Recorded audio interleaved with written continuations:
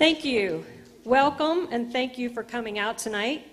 My name is Brenda Linnert, and I am the editor of the Tribune-Chronicle.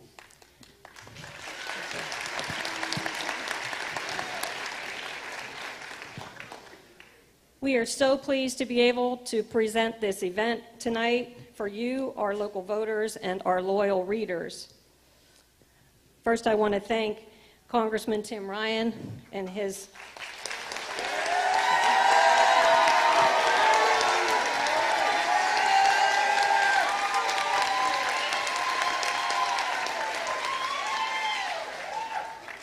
political opponent, Mr. Chris DePizzo.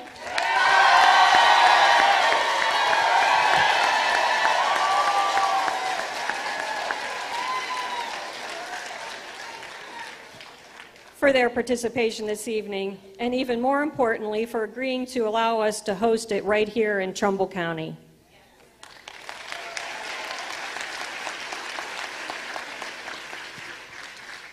Thank you also to the Bray School District, and especially to Superintendent A.J. Calderon and his students for being so welcoming and cooperative with their accommodations. Isn't this a wonderful venue?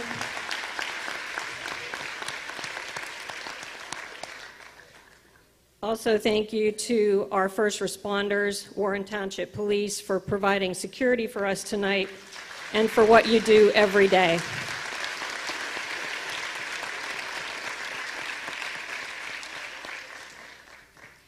You know, I often hear readers talk about problems with voter apathy. I think the turnout tonight shows that maybe that isn't so much of a concern after all. Now I just can say that I hope that the interest here tonight in this race and in this debate carries through until Tuesday on Election Day.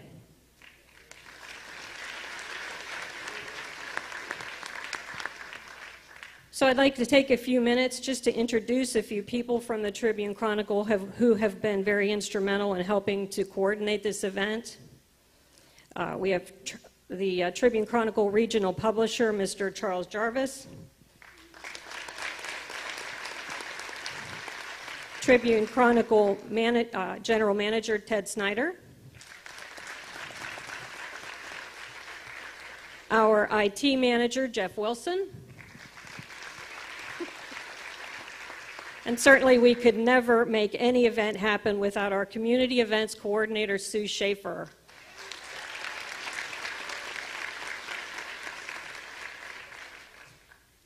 A few other folks that are with us tonight are Guy Vogren, who will be serving as our moderator right down here in front.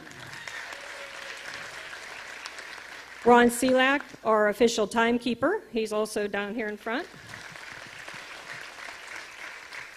Reporter Renee Fox and photographer Mike Semple are providing coverage tonight for tomorrow's newspaper. We also have Len Blose here, who is our regional circulation director. Tonight we also will be streaming this debate live on our website at tribtoday.com. And before we get started, I do want to review the rules briefly so all of you know what to expect as we move forward. We did review the rules with both candidates, and we did have a coin flip a short time ago backstage. So the Tribune-Chronicle has been asking our readers to submit questions for consideration for tonight's debate. We received several dozen questions, and we have vetted and prepared some of them for tonight's debate without sharing them in advance with either of the candidates. Some questions will be posed exactly as they were submitted. Some have been edited for accuracy, clarity, and brevity. We will direct each question first to the most appropriate candidate, and he will have 2 minutes to respond. Then the other candidate will be given an equal amount of time, 2 minutes, to respond to the same question. After that, the candidate who first answered the question will have the opportunity to offer a 1-minute rebuttal. Each candidate also will present a 3-minute opening statement and then a 3-minute closing statement at the end. We have determined the order of those statements by the coin flips. Now, this is the very important part. We ask our audience to be respectful of each candidate and to allow them to answer each question in its entirety without interruption. Remember, the clock is running, and so if they have to stop to speak over the audience, they'll lose time in their answers. We ask audience members to remain seated throughout the program. Appropriate response is welcome, but inappropriate heckling will not be permitted, and hecklers will be asked to leave. So we want to keep it very positive and civil. If needed, restrooms are outside the door where you entered, out this way. And now would also be a good time to silence your phones. Before I turn the microphone over to our moderator, can I ask that we all stand and recite the Pledge of Allegiance, please?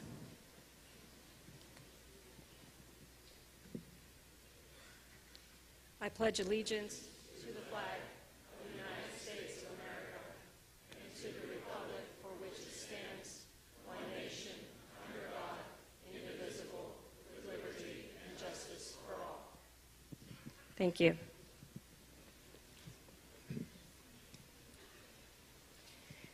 And now, without further ado, let's get this 13th Congressional District debate started.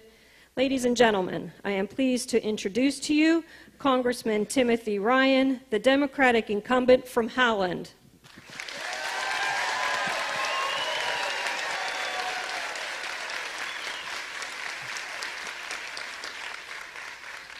And Mr. Christopher DePizzo, the Republican challenger from Cuyahoga Falls.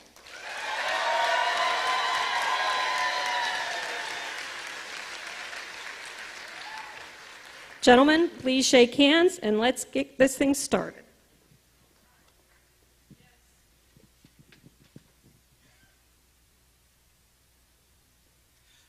Good evening, gentlemen.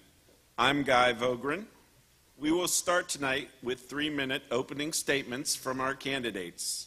Order was chosen by a coin flip a few minutes ago, and Mr. Ryan has chosen to go first.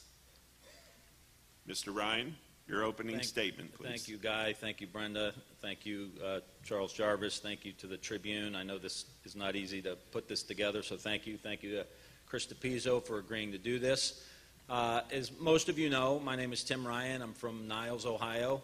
I grew up in this community, have lived here my entire life, went to school, Catholic school in Our Lady of Mount Carmel in Niles, Ohio, went to Kennedy High School. Graduated from there and went on to college, had a football scholarship, was recruited by Coach Tressel to play at Youngstown State University. Went to school there, transferred to Bowling Green, got a law degree. Later on in my life, I met my wife Andrea in Mason and Bella. Andrea's from Struthers. And all of our kids now, Mason, Bella, and Brady, attend public school here in Trumbull County. Our parents and our grandparents worked in steel mills. They worked in auto plants. They worked construction. We come from working class people. And that's enough about me for tonight. The rest of the night is going to be about you. When I ran for Congress 16 years ago, and the state Senate 2 years before that, I agreed and made a commitment to all of you that I would represent working class people at the highest levels of government. And I would fight as hard as I could for the people in the communities that I represent and that I grew up in. And I have taken on the most powerful Republicans in the country, and I have taken on the most powerful Democrats in the country, if your interests were at stake. And I promised that I would look out for your economic interests, the interests of health and health care for you and your families, and your retirement security. That was my commitment, and I've done that to the best of my ability every single day in the United States Congress. And I also promised that we would get our community prepared for the jobs of the future, that young people like me had left this community, and that we weren't going to talk about steel mills and coal mines in the past. We needed to adjust our economy for the future. And I've brought back almost $300 million from Washington, D.C. to set us up for success in the future. There are certain things out of my control. Globalization, automation, and I fought those trade agreements to the best of my ability. NAFTA, CAFTA, South Korea, fought against every one of them. And we've had success here that we'll talk about over the next 60 minutes. And that success that we've had in these communities happened because we worked together. Democrats, Republicans, the Chamber of Commerce, our local labor unions, and our educational institutions. That's been the recipe of our success. Our best days are ahead of us in the Mahoning Valley.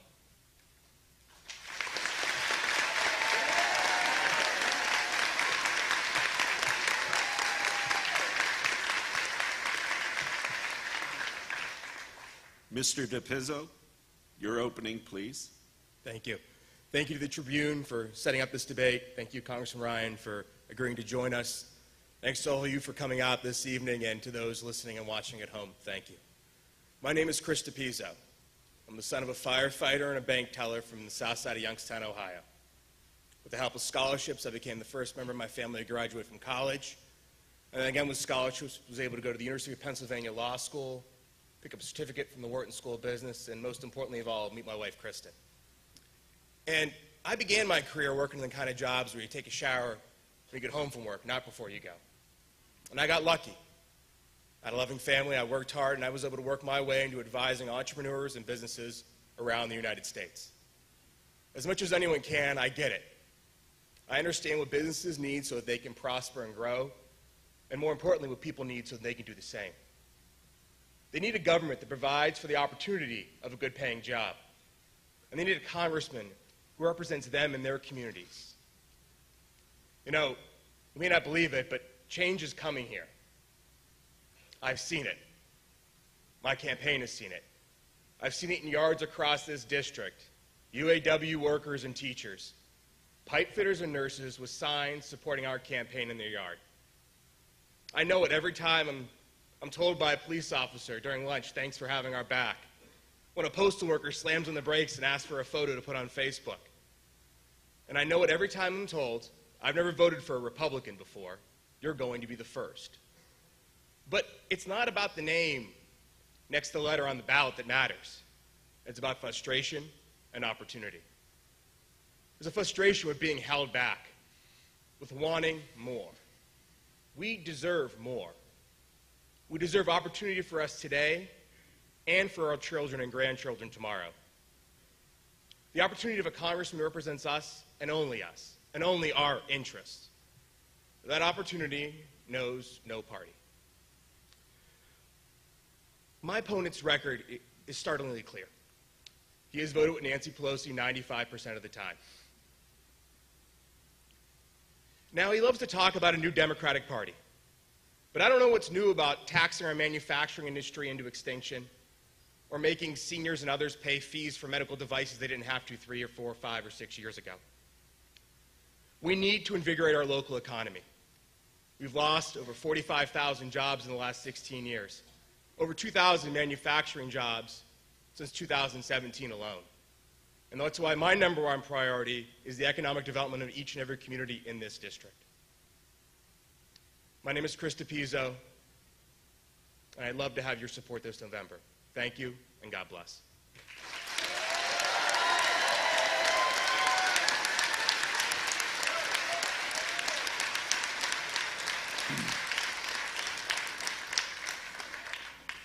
Thank you. Of all the many questions that were submitted to us by Tribune Chronicle readers for this debate, most by far dealt with the issue of immigration and the migrant caravan in Central America. So we are going to start our debate tonight with a question on that issue. Our first question tonight is for Mr. Ryan. A caravan of thousands of migrants is heading for our southern border as we speak. Estimates indicate that more than 11 million unauthorized immigrants already live in the U.S. today, overwhelming Immigration and Border Patrol agents. A Warren reader who submitted this question calls the situation an economical, cultural, and security crisis that we cannot sustain. How do you think we should handle this caravan when it arrives at our border in the coming days? Well, first and foremost, I think that this caravan coming, the president has tried to use this as an opportunity to scare people. These people are coming from thousands of miles away. They are women and children who have walked 1,000 miles already. We are the biggest, most powerful country in the world. We are the biggest, most powerful military in the world. So we have 65,000 people at our bases in southern Texas. I'm not worried about women and children coming to invade our country, and that's the word the president has used. Having said that, I have a very long record of voting for border fencing, border security, increased border agents. I believe that we need a secure border in the United States. We need to know who's coming into our country, and I'd make no bones about it. And I voted for it when George Bush was president, and he was pushing it. We have to have a secure border. But it is not mutually exclusive. We are a country of immigrants. I am standing here before you, and I'm sure Chris is too, because our grandparents or our great-grandparents came to this great country for opportunity. So of course people are going to want to be here. With regard to the 11 million people that are here, look, we need to know who they are. If you're undocumented, you need to come out of the shadows. We need to make sure that you pay a fine if you violated the law. If you owe money for back taxes, you need to pay those as well. You need to pass a background check. And then we should work as a compassionate country over the course of 5 or 6 years to figure out how we assimilate the country and them into the country. So you can have a strong border, which I voted for, including a fence, including technology, including more border agents, and work to bring immigrants and assimilate them into our country in a respectful way. Thank you.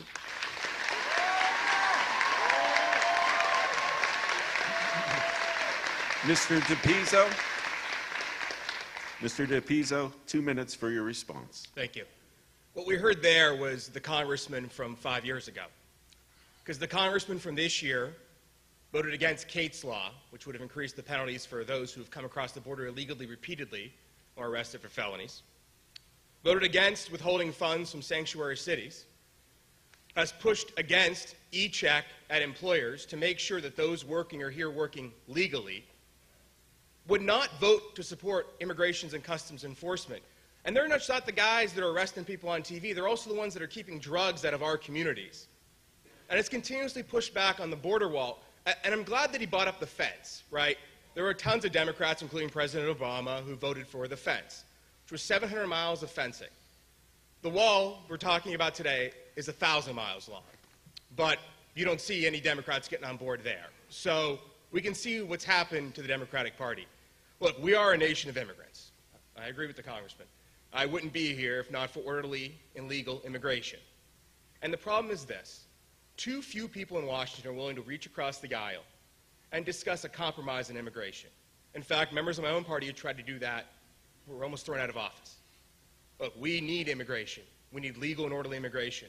And that comes with a package that includes e-check, that includes electronic visa checking, that includes the option of not making folks citizens if they have felonies or other arrests, or maybe not making any of the 11 to 22 million illegal immigrant citizens, right?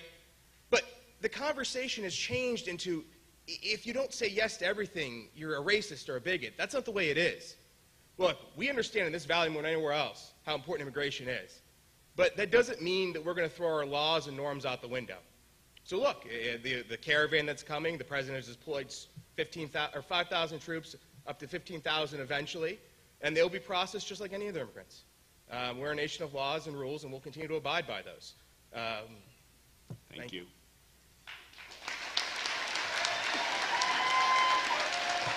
Yeah, if I could, Mr. Ryan, you want 1 minute for rebuttal? yeah, just briefly, when there were calls by my party to abolish ICE, I opposed that. I know we need agents in the United States that if you're selling heroin here that's killing our citizens, I want some law enforcement agent to be able to get that person and get them out of the country. I support that. This is what I'm talking about in politics today. This is a false choice. We need to do both. And when it comes to a border wall that extends, the senators in Texas, the Republican senators in Texas don't even want a border wall because they don't know where the hell they're going to put it. They're going to put it in the middle of the Rio Grande River, or they're going to put it on the Texas side, or you're going to put it on the Mexico side. First, let's remember the president said Mexico was going to pay for this wall. Now he's asking you to pay for this wall. And let me remind this.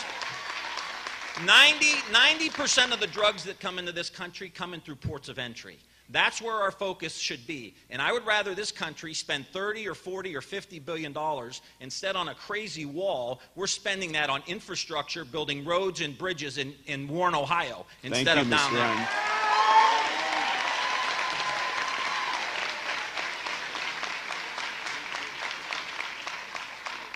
This next question is directed to Mr. Ryan.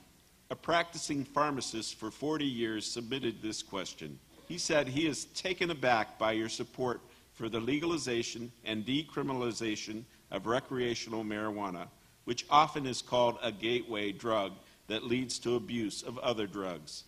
At the same time, our country and region suffers from the worst opioid addiction crisis in its history, and politicians, including yourself, are calling for increased federal spending to combat it. Given these facts, how do you justify your support for decriminalizing recreational marijuana?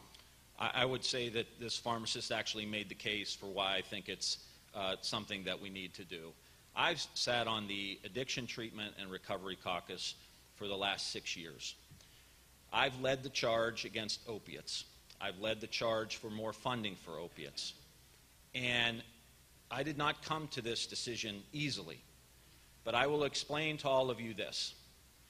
We have lost, last year, more citizens through overdoses than we lost during the entire Vietnam War. We have an epidemic. And as a policymaker, we've got to make some tough decisions. So if you have a drug like heroin and fentanyl and carfentanil that's killing our citizens every day, and you have a recreational drug, and you've got to make a decision on where you're going to allocate resources.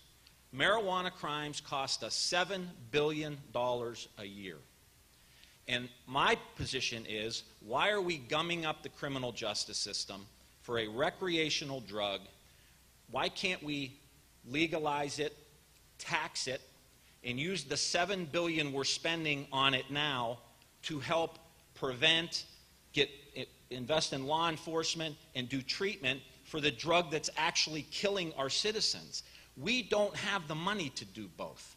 And so I didn't come to this lightly. But if you have $1 and you're spending 50 cents on the drug that's killing people and 50 cents on the drugs that aren't killing anybody at all, to me, it makes sense to spend the whole dollar on the people who are dying and trying to prevent it, and our law enforcement officers who are burnt out chasing this around. And I rode with the Warren police a couple months ago. The last stop we had was a man who was in a car who was dead and got revived by Narcan right before my very eyes. I've been to the funerals. I've been to the calling hours. 2 minutes. This is a problem, and by legalizing, it allows us to focus and direct our resources. Thank you.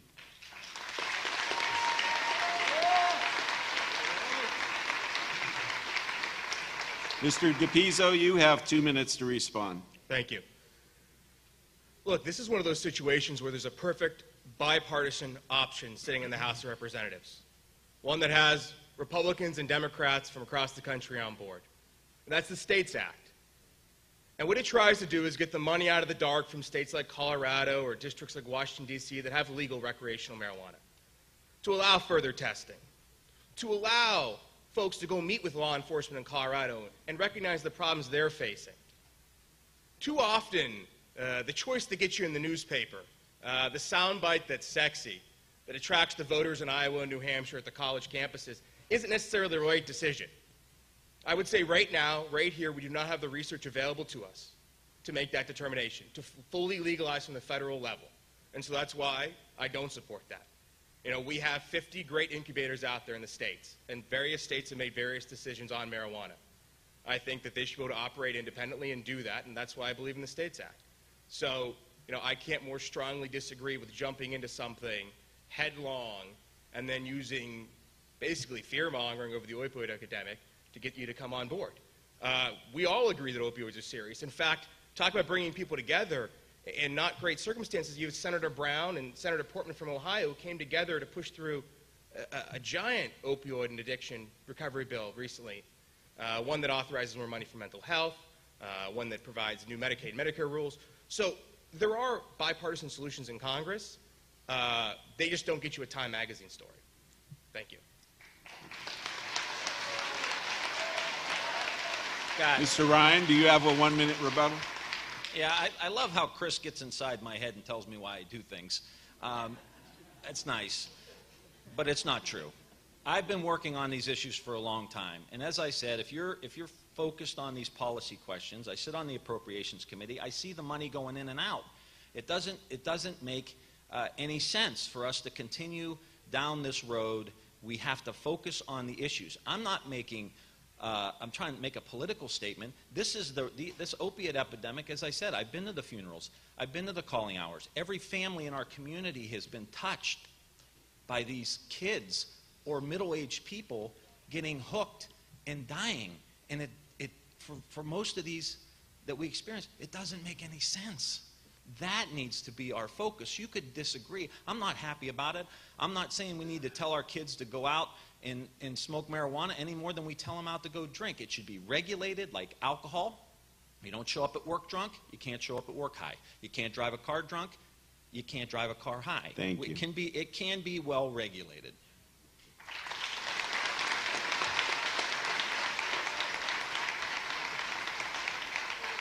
Okay, now we will move on to the topic of the economy. The first question is directed at Mr. DePizzo. A reader who has lived in our area for 23 years says she has seen no economic improvement for this district during that time, despite recent hope for the natural gas industry and growth triggered by the tech belt and additive manufacturing. And now we have lost 2 shifts at the Lordstown GM plant. Still, many unemployed people don't possess the necessary basic skills to fill other open jobs in this valley. Why has this area remained dormant in job creation for decades? And what can you do in Washington to reverse local brain drain, population loss, and to raise the general quality of life here? Thank you. Well, look, it's not what I can do in Washington, it's what I can do right here. Anyone who tells you a freshman congressman is going to go change the world in Washington, D.C., yeah, they're blowing smoke to get elected. But here you can make a difference. You're the highest elected representative of government in your community. And your job is to be front and center on every economic development project you can be. I mean, that's one of the reasons I went out there and I met with someone in every village, township, and city. And I told them I'll come back again when I'm elected. Because my job is to be their liaison to Washington and their liaison with business and use the skills that I have in working with business to get them to the area. You know, it's no one person's fault. It's not. And I can't lay the blame all on Tim. But what I can tell you is, when you have a record as bad as he does when it comes to voting, the congressman has made decisions. And I think those decisions have negatively affected this area. We're in a competition for jobs not only in the state of Ohio, but across the country and across the world. And you look at all sorts of things when businesses go to move in. You know, I think of the TJX project, right? You saw a Democratic state representative standing next to a Republican mayor in Lordstown bringing in a project. You had the Republican running for Congress on board 24 hours after he learned about the project and did his research. But it took our congressman over a week to get on board. When the project went on life support, he was in South Carolina campaigning and had to come back over the weekend to talk about what he would do. That's not the way it works. That does not look good to business. That is not the continuum we're looking for. So I think it is that soft power that matters more. When it comes to the economic development, the issue of making sure folks are available to work, that is something you go to D.C. for. Because there are districts like ours across the country, whether it's upstate New York, rural parts of California, that are looking to transition a workforce. And I don't think the government's done enough there. So I think that getting more programs with both tax incentives to make sure companies are training workers correctly, as well as, making sure that our benefits are being adequately used, and I don't think we've done that on either side of the spectrum. So there's a lot more that can be done there. Those folks that are on the sidelines, we need to get them on the playing field. Thank you. Mr. Ryan, you have 2 minutes for a response. Thank you. I appreciate it. So there are certain global forces that have been unleashed through globalization, through NAFTA, through letting China in most favored nation trade status, that have been hard for our community. And it's been hard for a lot of communities like ours across the United States. I promised I would help try to get us positioned for the new economy. But let me tell you a couple things that we've done. Valoric Steel, Youngstown, and Girard, $billion play. They needed $20 million in federal money in order to do site preparation work, in order to do that deal, and they needed tariffs on Chinese steel coming in.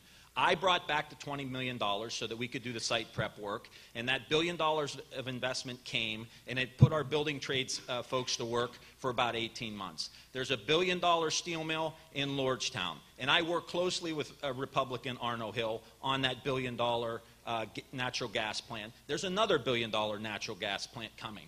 TJX, you're exactly right, Chris. That project was in the ashes. And I was the one on the phone with the CEO 3, 4, 5 times a day for 2 or 3 weeks. And he'll say that, not me. I'm not here to get credit. I'm here to get jobs back to the community. And just because I don't call a press conference and tell everybody what I'm doing doesn't mean I'm not doing anything.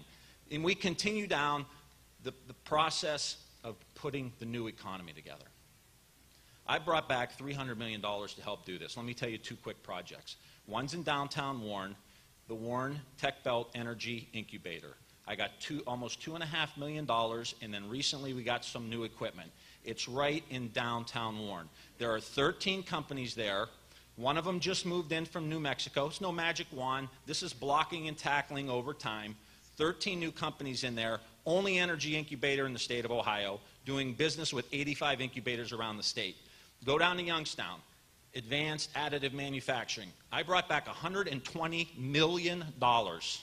This is the most cutting-edge additive manufacturing program going not only in the country, but in the world. And it's happening here because of the hard work that I've been doing with a great team of Democrats, Republicans, business, and labor in this community. Thank you.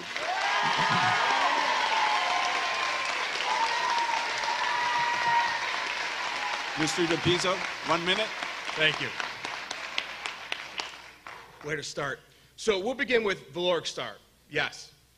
Great work until you backed the Anti-Fract Act in Congress, which was sponsored by 68 of the most liberal Democrats looking to do away with fracking in the United States. And I didn't see your name on the website for the anti-campaign for the drinking bill in the city of Youngstown. It's funny because other Democrats were. Natural gas, you like to talk about liquid natural gas. The last bill in Congress, the Congressman Bill Johnson had previously worked on with Congressman Ryan. Congressman Ryan missed that vote, which is particularly interesting coming on the heels of the anti-fracking bill. Look, you can talk about global forces all you want. Last month, Ohio gained more private sector jobs than at any time in the last 16 years, and we lost jobs. We lost 2,000 manufacturing jobs. America gained 400,000 in the last 2 years. So yeah, global forces exist. It's the local forces I'm more worried about right now. Okay, thank you. Continuing with this topic, Mr. Ryan, what do you see as the greatest economic development potential for this valley?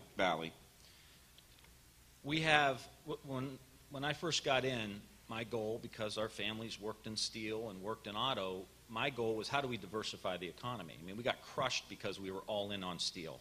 So I think there are 3 real opportunities. One is natural gas. And I missed that vote because I was at a funeral. So sorry, I was attending a funeral at that vote. I worked with Bill Johnson, him and I, Republican and Democrat, to try to get us to export liquid natural gas so that we could get cheap natural gas to our allies so that they're not buying it from Vladimir Putin, they're buying it from us. And then we continue to make these investments so our friends in the building and construction trades have jobs. And I will say I got the endorsement from every major union in the building and construction trades because I support the natural gas industry. They wouldn't support me if I didn't support them. The other one is additive manufacturing. What we're doing in Youngstown brought $120 million there. This is the 3D printing, but for industrial size. engines and cars. Why? You know, why the energy incubator? Because my commitment is to make sure our kids and our grandkids have an opportunity to start a business here or get into an industry that is growing. Additive manufacturing is projected to grow at 25% a year. It is projected to create 3 to 5 million new jobs in the next 10 years. And if the research with the Air Force and the research with the Army, it's happening in Youngstown, guess where a good number of those jobs are going to go? Where the intellectual firepower is happening. Wind is projected to grow at 25%. Solar is projected to grow at 25%. So we were looking ahead. I was looking ahead. Now we have an energy incubator in downtown Warren that's going to do the battery storage for these industries, projected to grow 3 to 5 million jobs in each of those sectors in the next 10 years. My friends, that's how you prepare for the future. Thank you. Mr. DePizzo, 2 minutes. Thank you. I think it's important when you get out there that you do as much research as you can. So let's look at America Makes. Judging by their website, they currently have 17 employees. The last check that was delivered to them came from the Appalachian Regional Commission. I wonder if anyone in the audience can remember why we're part of the Appalachian Regional Commission. It's because Jim Traffickin fought to get us in there. That's not true. With Steve LaTourette. I did that. Do your homework. What are you talking about? That was there by Jim and Steve. Okay, it's his time. It was me and It's Steve Mr. LaTourette. DePizzo's time. Go ahead. We want to talk about natural gas. Still no answer for the Anti-Frack Act, because there is no answer for that. It's because the meanest blog posts about congressmen are when the Democratic Party comes after him. Because, yeah, he used to be the pro-fracking Democrat. He used to be the pro-Second Amendment Democrat. He was the pro-life Democrat, too. And that all changed around 2015. Every single issue, one by one. Look, we need to invest in natural gas. Of course. We also need to invest in blocking and tackling manufacturing. It's what we do. It's what we're good at. It's what this region's good at. And why every other congressional district in this state and in Northeast Ohio can grow their manufacturing economy while I'm looking at 17 jobs in the city of Youngstown, that's the problem. So there's no easy solution. There's not. There's not. But I'll tell you what. Look at the numbers. And the numbers are startling, and they're frightening, and they're upsetting. Because we're not getting the growth everyone else is. And there's no magic wand for it, but it seems to be working for every other district in the state. And so I look around and I wonder what the business record is, what the voting record is. You know, voting for cap and trade, when Sherrod Brown said that would destroy Ohio's manufacturing economy and cost us over 100,000 jobs. So I guess the question is, was Democrat Sherrod Brown wrong? Or was Democrat Tim Ryan wrong? I don't know. I think it was Democrat Tim Ryan, and I think that's the reason why we're at the place we are. Mr. Ryan, rebuttal.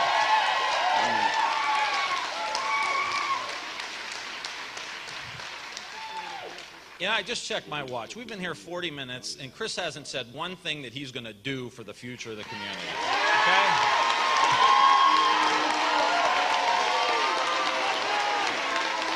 I won't vote with Nancy Pelosi 95% of the time. And you don't have your facts. If you don't have your facts right either, I've explained Valoric $1 billion, TJX $150 million, working with Republican Mayor Arnold Hill, working with Sean O'Brien, working with the Chamber of Commerce. I don't have a magic wand that's going to bring back Youngstown sheet and tube. We have got to position ourselves for the future. And that is what we have done. And Steve LaTourette and I got 3 counties, Mahoney, Trumbull, and Ashtabula, put in the Appalachian Regional Commission. And you want to talk about America Makes? That last check they didn't get it from Appalachian Regional Commission. They got $10 million from the Mammals program that the Air Force put together. Our people down there are working with the Air Force and the Army on the most cutting-edge stuff. We are bringing this thing around, and the future is now. Thank you. And the Frack Act. Thank you. Guy, okay, continuing. He asked me about the Frack Act. Can I? No? I wasn't asking you, the DePizzo people, if I could say it. Let's move on. We're going to talk about the North American Free Trade Agreement now. Mr. DePizzo, some believe NAFTA may be the single biggest reason why so many good-paying manufacturing jobs have been lost in our area since the early 1990s. NAFTA 2.0, which was recently passed, is anticipated to help correct this. Do you think it will work? Please be specific about what you like about the plan and what you would do differently. Thank you. Well, look, it was NAFTA in combination with multiple other trade agreements. But yeah, NAFTA led the way. And I don't think we're allowed to use that word anymore. It's the U.S.-Mexico-Canada trade agreement. Look, I think the most important part of that agreement is raising the wages that workers have to make in automotive manufacturing processes. I think that's wildly important. When you saw the new Mexican president being elected, you thought that was a place that we could find a place to work, right? He wanted to raise the standard of living in Mexico. And we want to make it much, much harder for a company like General Motors to build cars in Mexico. So raising wages of Mexican workers helps us here. Look, I have not seen the entire agreement. I think they're going to unveil that for the next Congress starting in January. And I hope that I can be a part of working on that. I mean, I think the one worry I had is it seems that they're going to have the same arbitration status in that agreement, which I think became a problem for a lot of our businesses. I saw that as business clients had problems with it. Look, I think it'll be a boon for our area, but it's a boon for all of America. We're in the same competition again, right? We got to go out there and compete for those jobs because they're going to show up in Dayton or Pittsburgh or Erie or somewhere else. So, I love the new agreement, but we got to go out there and fight. I mean, there's no reprieve. It's not that we're guaranteed. I mean, you saw the recent article in the Vindicator that said there's 5 small car plants that General Motors has, and they're going to probably only keep 3 at the most. So there's your competition right there. You see what's going on. And that works across the spectrum. So I'm encouraged by it. I want to look into it deeper. And I think it'll be good for us, but we got to work for it. Thank you. Thank you. Mr. Ryan, 2 minutes for a response. Our community has been hit the hardest by NAFTA. We all have family members that have worked there. My cousin Donnie, I remember him telling me the story that his last act at his factory was to unbolt the machine from the factory floor and ship it to China. And we've heard so many stories about people from places like Delphi where they had to go over and actually train the people who were going to replace them. And I give the president credit for doing this. I think both Democrats and Republican presidents have talked a lot of game about NAFTA and about trade. And so I'm supporting the president on this because it's good for you. I set my personal issues that I may have on other issues aside because this needs to be done. But we can't oversell expectations because this has been 23, 24 years of supply chains integrating into Mexico and into the United States. So it's not like if we renegotiate NAFTA. I think the rules, from what I've read so far, the rules look good. My concern is the enforcement provisions. I don't know if there are adequate enforcement provisions yet in there. You could have all the rules you want. If nobody's there to enforce them, then it doesn't mean a hill of beans. So I will continue to work. I am heading up a whip team in the House of Representatives to try to help push negotiations along. But again, even if we do this, we still got to be focused on those future jobs, those jobs that are going to grow by 3 to 5 million in the next 10 years. We've got to focus on the future. We've got to focus on energy. We've got to focus on natural gas. We've got to focus on additive manufacturing, the new line of manufacturing. That's got to be our focus. So I support it, but I wouldn't say that if we just wave a magic wand with NAFTA that all of a sudden all those jobs are going to come back pouring in. More than likely, they may move from Mexico down into Central America somewhere. Thank you. You want 1 minute, Mr. DePizzo? Okay, we'll move on. We'll move on to the topic of the federal budget. This time we will start with Mr. Ryan. The U.S. government has run a deficit nearly every year since 1970. This year, it is expected to reach $833 billion. Despite recent tax cuts, government revenue continues to increase, but not at the rate of spending. Is this an indication, Mr. Ryan, that the growing deficit is a spending problem rather than a revenue problem? And if so, what area of spending would you target to decrease the deficit? Please be specific. I think that we need a new and better government. I think it needs to run more efficiently. I think it needs to run more effectively. We waste a lot of money in government. We do. There's about a $50 billion a year we waste in the Medicare, Medicaid programs. I think we need to be strong on trying to weed out that waste, fraud, and abuse. And I encourage other Democrats who are supportive of those programs to say, hey, we could save $50 billion and extend the life of the Medicare program, for example. The issue is the tax cut. This tax cut cost $2.3 trillion. $2.3 trillion. Most of the money we're borrowing from places like China.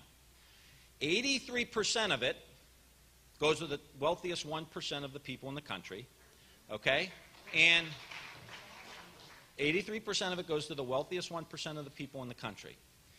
At the time of highest profits since the Great Depression, at the time of highest levels of income inequality, in the late 70s, a CEO made 9 times what the person on the factory floor made.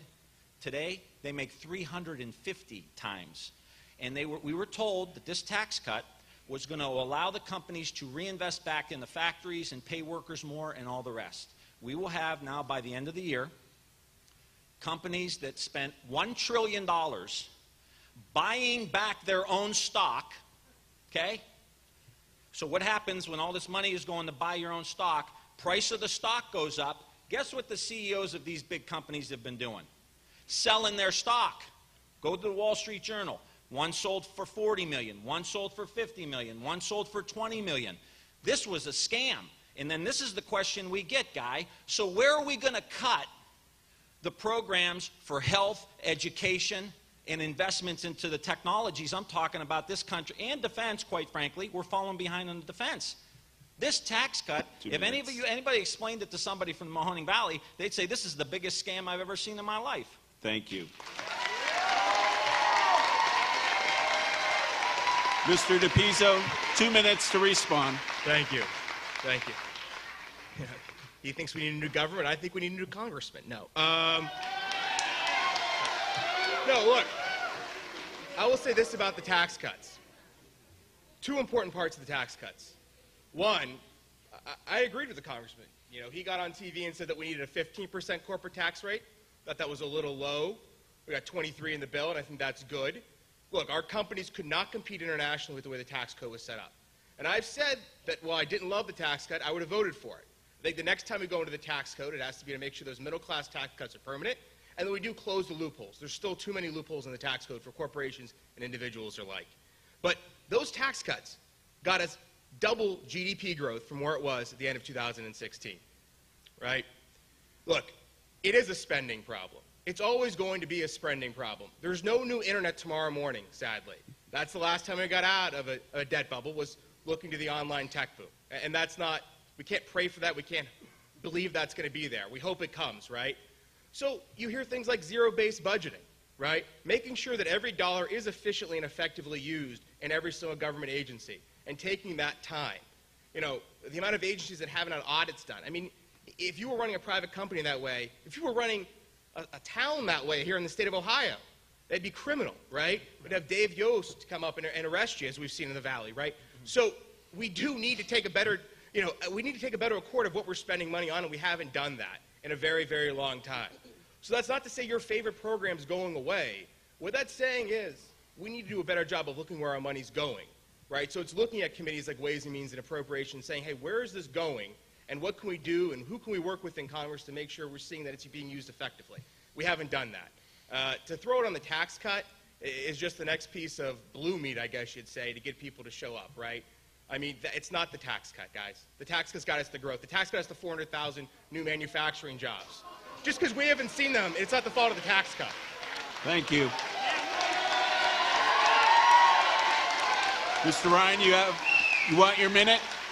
Yeah. Well, we're going to see if everybody's clapping when their Medicare gets cut because we're giving CEOs top 1%. And those aren't my words, my friends. Those aren't my words. Those are Mitch McConnell's words. He was on TV last week. What are we going to do with these trillion-dollar deficits? We're going to cut Medicare, and we're going to cut Social Security. The Republican majority leader of the Senate said we got to get into the entitlement programs.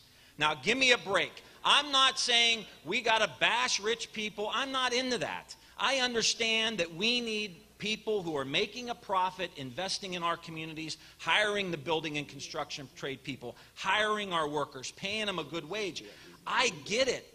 We don't want, the working class doesn't want everything, but we want a piece of the pie. We want to work hard. We want to work hard and play by the rules. And wages are going up, but they're not going up as fast as inflation. People still have a rough time making ends meet. And if you're cutting Social Security and Medicare, that's going to be a disaster for people in the Mahoney Valley. The next question's about this.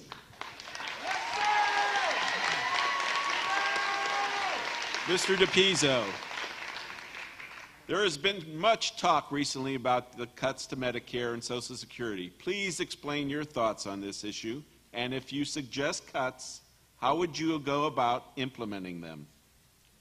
So just to calm the whole world down, I'm not Mitch McConnell, and I'm not running for a United States Senate seat, and he can do whatever he wants, but that's not going to pass to the House.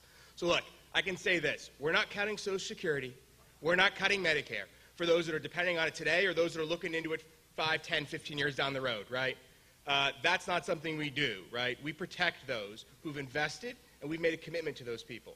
Now, look, there are things we're going to do. We're going to take caps off of who's getting taxed for Medicaid, who's getting paying that Medicare, Medicaid, Social Security tax, right? That isn't going to stop at 120 anymore. We need to lift that up, right? Not a popular thing for a Republican to say, but it's what's going to happen. We're also going to have to make sure that those who are making $1 million, $10 million in retirement aren't collecting anymore, right? We need to buy into this together. But I'm not going around cutting people's pensions or their Social Security or their Medicare in some sort of scare tactic to get someone to vote for me. That's not going to happen. I'm not going to stand for it. If that means my party wants to throw me out, so fine, so be it. Thank you. Thank you. Mr. Ryan, you may respond. I think part of it is cutting out, as I said, there's $50 billion in waste, fraud, and abuse. You have a lot of doctors that are bilking the system. I think the reality for our healthcare system is we've got to start focusing on prevention. You know, we have so many people in their 50s that know they're going to go into the Medicare program, so they don't get insurance, they don't get that hip surgery, they don't get something that they need. They say, I'm going to wait till I get into the Medicare program, because they don't have affordable health care.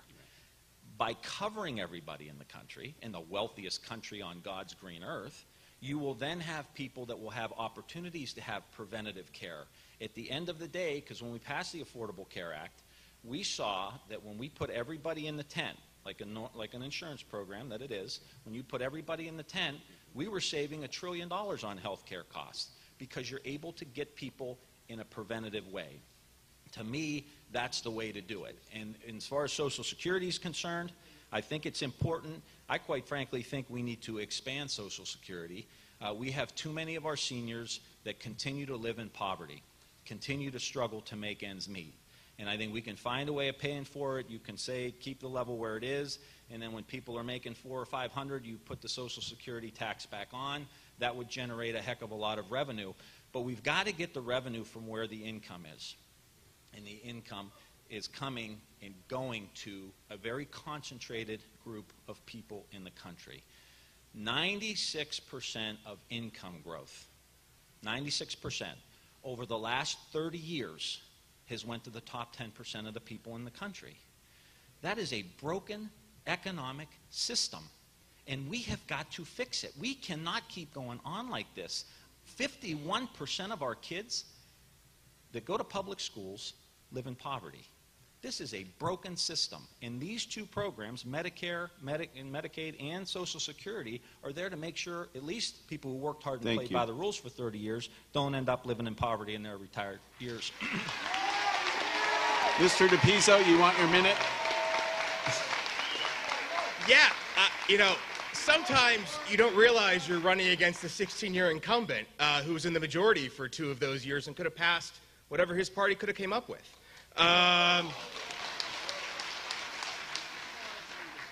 Look, I agree with, as the congressman said before at a New Hampshire dinner earlier this year, that health care is broken in the United States of America. And I believe there's good pieces of the Affordable Care Act. Look, I'm not here to play games. There are pieces of the Affordable Care Act we will continue and use moving forward, covering pre-existing conditions, making sure there is no limit on what insurance pays for, right? Making sure you can stay on your parents' plan until you're 26 years old. But at the end of the day, we shoulder the burden here in America for all of the research and development, basically, around the world. And the one thing that slipped out of the Affordable Care Act was prescription care, the place where we see costs skyrocketing. So until we get that under control, and look, there are Democrats like Sherrod Brown who have great ideas for that, right? I don't want my prescription companies, my pharmaceutical companies, to get a tax deduction because they're pushing products on TV. So look, there's a lot to do out there, but the ACA wasn't it. Thank you. Thank you. Okay, we're going to move on, and this question is directed to Mr. Ryan. The political campaigns of both candidates in this race has been relatively civil, but sadly, that contrasts to much of the divisiveness and lack of political civility in Washington today and across the nation. If elected, what important issues such as tax rates, military spending, health care, or others will you be able to compromise on by working with your colleagues across the aisle? Good question. First, I think the first call I'm going to make when I leave here is to Sherrod Brown to say what a big fan Chris DePizzo is of Senator Sherrod Brown.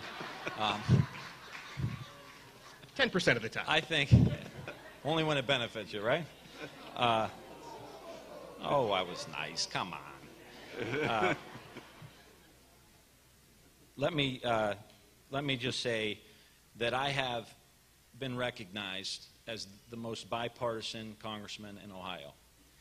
I have went out of my way to work with Republicans, whether it's locally, like I have here, working with the Chamber of Commerce, working with Arno Hill, with Bill Johnson, Republican congressman in the southern part of the state. It was him and I who passed the Liquid Natural Gas Act so we could export liquid natural gas. I work with Republican Dave Joyce, who runs just to the north of here in Lake County and up by Lake Erie, on the Great Lakes Restoration Fund. Him and I work on that together. Worked with Senator Rob Portman on the opioid bill. You have to lead by example. And I have done that, and I continue to work with them. Of course, the national media is not going to cover all of that. But I've been committed to working with Republicans where I can. And unfortunately, the debate in Washington is so polarized today that it becomes difficult. But I do it anyway because it's in the best interest. And I've supported President Trump where I could. I support him on NAFTA. I supported Chinese tariffs. I was one of only 40 Democrats to vote for Secretary Mattis to get an exemption because he was in the military. He needed an exemption to become the Secretary of Defense. I voted with that. I would support an infrastructure bill that people are also now saying we don't have enough money for a big public transportation bill or public transit bill because we don't have enough money. I will support Republican initiatives if I think they are right.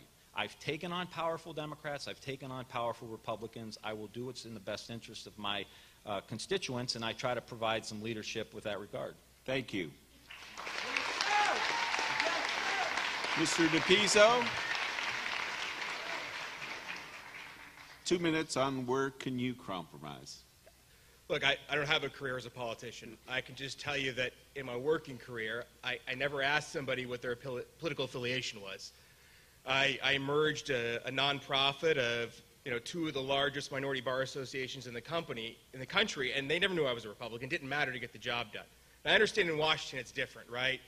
You got to put your job on the line every time you go to cross that aisle and shake someone's hand and get a deal passed. But, for someone who votes with their party 95% of the time, that's not what I'm going to do. It's not possible here. This area is not red or blue. It's purple. We need to get things done here, right? That's the way it works. So I look at issues like criminal justice reform, right? One where there are a few members of my party that have stuck out there. But look, things from cashless bail on down, I'm on board for, right? And that's not what you normally hear Republicans say, but it's what we need, right? You saw that with President Trump. The reason why he won Trumbull County, it's not because he was a Republican. Please. It's because he talked about the issues of unfair trade deals when no one else on either side of the aisle was talking about them at the presidential level. So that's what matters here, right? It's getting folks to work. It's making sure it's fair and efficient and that government while it's there, does as little as possible to ruin their lives. But look, there's no magic wand, there's no D or R next to it, right? But you have to be able to say, I'm not going to vote with my party. I'm going to reach out there and get something accomplished, and that may be the end of my career in Congress. And look, it's happened to members. It's happened to members of my own party this year. But that doesn't mean it's not right, and it's not something that I would be willing to do, because it is. So, look, I've done it in the private sector. I plan on doing it in Washington, and I hope every single voter in this district holds me to it. I plan on putting every vote I take on my congressional webpage and my Facebook page and saying why I did it. Because I want people to hold me account for the record, for how I vote. Not what I tell you in town halls, not what I say on TV, and not what I write, but what I actually vote on in D.C. So, thank you. Thank you. Okay. All right. Mr. Ryan, you want your 1 minute? Okay. All right, we're going to move on. Several readers inquired on the topic of this next question, which is involving the environment. This question is from a Hubbard reader, and we'll direct it first to Mr. DePizzo. With 17 injection wells already in Trumbull County and more proposed, what will you do to protect our environment, our water, and our future? Look, as someone who got engaged in a national park and was fortunately married in a national park, I realize acutely how great the natural resources are we have in the United States of America. I went out and met with some folks in Hubbard about the injection well situation. And that led me to do some digging on, what are the other alternatives? And I do think that we have dropped the ball there, that we should do more to crack down on injection wells, and we should separate that from the fracking that you hear people cracking down. I think there's a very vast difference I see there, and, that's something I plan on looking at when I'm in Washington. But look, we see it with, multiple members of Congress, whether it's Congresswoman Capter, Senator Portman, Senator Brown, Congressman Ryan. Our Great Lakes are important here, right? But at the end of the day, what I'm not going to do, like the cap and trade bill was in 2010, I'm not going to trade the economic future of my area for everybody else's collective gain without some sort of return. And that's the problem. It's that, yes, maybe it means that your electricity costs 10 cents more in Los Angeles, but it means I have 500 families who don't have food on their table here in my district. And that's the stark realization that you see when you see a lot of the bills that have come out of the House or come out of the Senate at times talking about the environment. There are cuts, look, there are decisions that have to be made, but I want to let people know that that job means a lot more here than the 10 cents does in Los Angeles. And that I don't think people realize acutely enough. It's the same conversation we had with NAFTA. It's the same conversation we're going to have with the environment. It's how we recoup from the losses that will come from that. Because we are a manufacturing-heavy state and a manufacturing-heavy community, and we need to be able to make sure that we can put food on people's tables here. So the environment is wildly important to me, but I hope that others can see what their environmental laws will do to places like our area. Thank you. Thank you. Mr. Ryan, 2 minutes. Appreciate that. Of course, the injection wells where we live, we were experienced the tremors a few years back because of the injection wells. They need to be well regulated. Primarily comes from the state, and I think we need to do a better job. And clearly the state has an obligation, and I think the federal government has some responsibility to do that as well. I would also say that with regard to the broader question about the environment, we cannot see the global climate change and the shifts away from fossil fuel as doom and gloom. We have to see these, I'm telling you, as opportunities. Wind is growing. It's going to create 3 to 5 million jobs in the next 10 years. You want to know why I voted for cap and trade? Because it's going to push wind, and it's going to push solar. And there's 8,000 component parts to a windmill: gear shifts, hydraulics, bolts, steel, aluminum, all kinds. That's what we do. This is like a godsend for manufacturing areas. Make solar panels, make windmills here in the United States, in the heart of industrial America. Why wouldn't we want to move to that? We're not Texas. Let's get away. And let's become energy independent. So we move the natural gas, move the wind, move the solar, and there are so many emerging technologies that we could be studying and research that captures carbon and that can put the carbon either back into the ground or use it for materials. There's a material revolution that's going to happen. You look at a lot of things now built today, they're built with carbon. And so we've got to start as a country, stop always focusing on what the bad things are and start focusing on being Americans who have ingenuity and creativity and shape the future. And tell Saudi Arabia to keep their oil. We're going in a whole other direction, and it's going to create jobs in Trumble County, Ohio. Thank you, needs to Mr. be our Ryan. attitude. You want a minute? Mr. DePizzo, you got 1 minute. We have done that with our natural gas industry in the United States, and I'm very proud of that above-the-board solution. You know, the question I have on cap and trade that I still talk about is the letter from Sherrod Brown saying it would devastate Ohio's economy and cost us 100,000 jobs. I just don't know where those jobs are going to be made up at. Because the secondary question is, you know, those solar tariffs as wind parts, will they just be dumped by China into our market? I mean, that's what they were doing with solar tariffs to begin with. And then when the president put a tariff on Chinese solar dumping in the United States, the congressman got on TV and complained about the tariff because it would put people out of work who were putting solar panels on roofs, but not talking about the 6 new solar facilities that are going to be built in the United States that came on board simply just because of the stopping of that dumping. So yeah, there is opportunity looking forward. What I want to talk about is I'm not losing those 100,000 jobs unless I know there's the tariffs there to make sure that we can keep those jobs here and not be cheated out of them by China. So look, it's not doom and gloom. It's let's make an assessment and move forward. Thank you. Okay, gentlemen, we've reached the final question of the night. And for this final question, we're going to throw in a curveball, a little wrinkle here. In the event that there was an important topic that we did not cover, we will now allow each candidate to ask one question of his opponent. The opponent will have 2 minutes to respond with no response or rebuttal. Mr. Ryan, you may now ask your first question, your only question to Mr. DePizzo. Thank you. That would have been a change if we had multiple questions.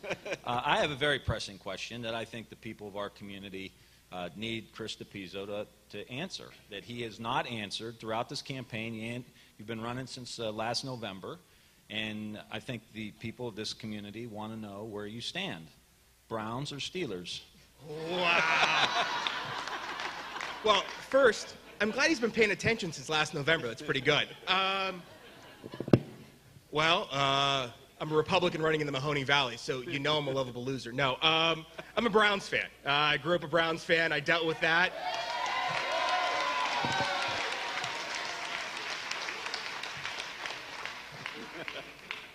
And you, sir? Is that your question? Yeah.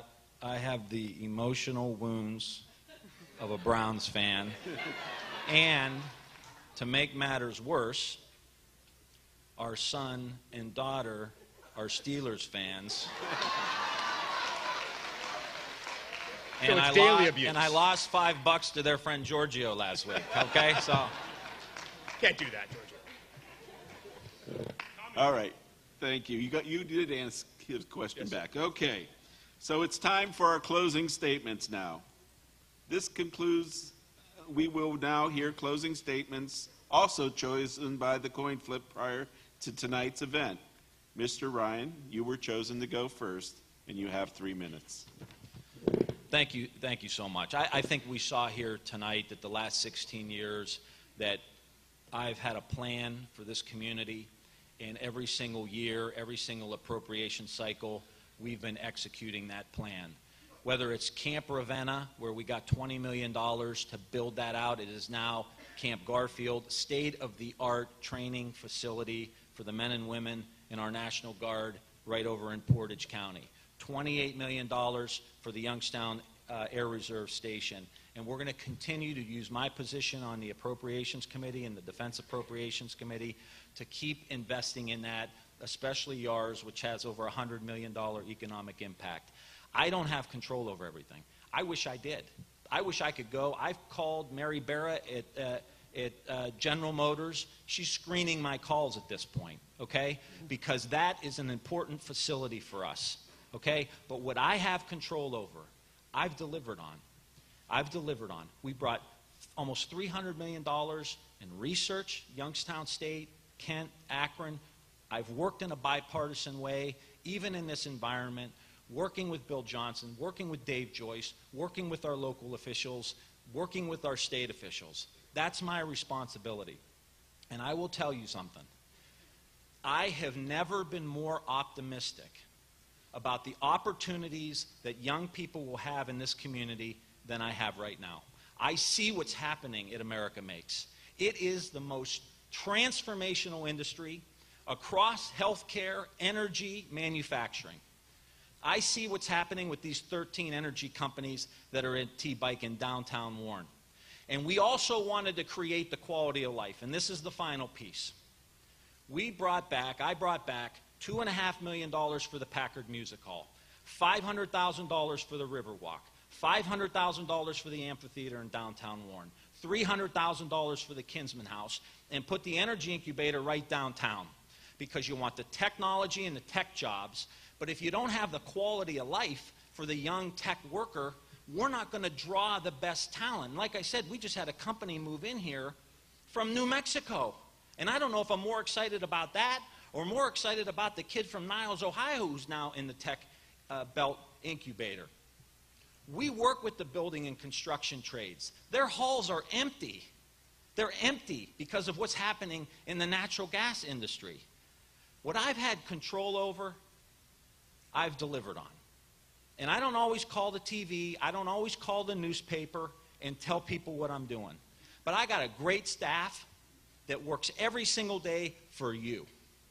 I'm here for you. I'm honored to be a congressman in the United States of America, and I'm honored to represent you. And I know people blast Washington and blast government and blast politicians. I'm proud. My great-grandfather immigrated here from Italy. My parents were working class. So when I'm in Washington, D.C., I got your back every single day. And please don't ever forget that. Thank you. I'd appreciate your vote. I'd appreciate your vote. Thank you. Mr. DePizzo, 3 minutes.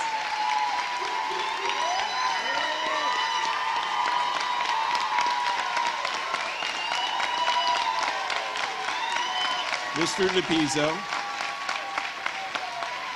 Thank you. Mr. DePizzo, you have 3 minutes now. You know, 16 years is a long time. And you have to appreciate that all the good, any dollar that flows into the district, is the congressman's gift. Any of the bad that comes with the district, that's the Globe's problem. The one thing he does have control over is his voting record. The votes he takes, the bills he co-sponsors. And that's where the worry comes in. Because the guy from Niles who went to Washington 16 years ago isn't the same guy who's standing in front of you. That guy understood our Second Amendment and stood up for it. That guy backed our local industries, not his party. And that guy did care about our district, at least I think so. But all I know is that's changed in the way he's voted. And that's not the thing that gets reported on the news every night, right? They don't have the congressman toll of how he votes. So you got to have some guy who delves into it. And I'll tell you, it's not for our district. It's not for our district one bit since 2015, whether it's immigration or the Second Amendment or abortion, that's all changed. So look, what do I offer? I offer a new way forward. I offer a different style. I came from the private sector. I wasn't a politician at 27 years old. I never thought I'd be on a stage doing this. But I looked around at what was happening in the rest of the country and asked, why not here? Are we not as smart as the guys in Dayton? Do we not work as hard as they do in Toledo? Why are Warren and Youngstown number 1 and number 2 in unemployment in the state of Ohio month after month after month? And so the plea I have is, we've done 16 years of it. What's the next 16 look like, and what do you want them to look like? Because I think what we deserve is a congressman who cares about us more than his job. A congressman who's willing to put it all on the line for his home. And I think, and I believe, and I pray every night that that's what I'm going to deliver here. And I've seen it everywhere I've gone, that people are looking for change. And it's a scary thing to ride on your shoulders, but it makes sense. Because we've been told for 50 years that it's right around the corner, guys. Just keep doing what you've been doing and it'll come. And that hasn't worked. The future is bright for America, and it is bright for Northeast Ohio. and I hope I can lead us on that journey. My name is Chris DePizzo, and I welcome your support in November. Thank you, guys, and God bless.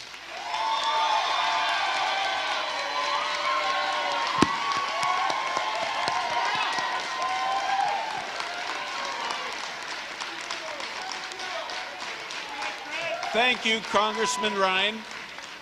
Thank you, Chris DePizzo, for your participation tonight. I think this has been a very informative event for each and every one of us in the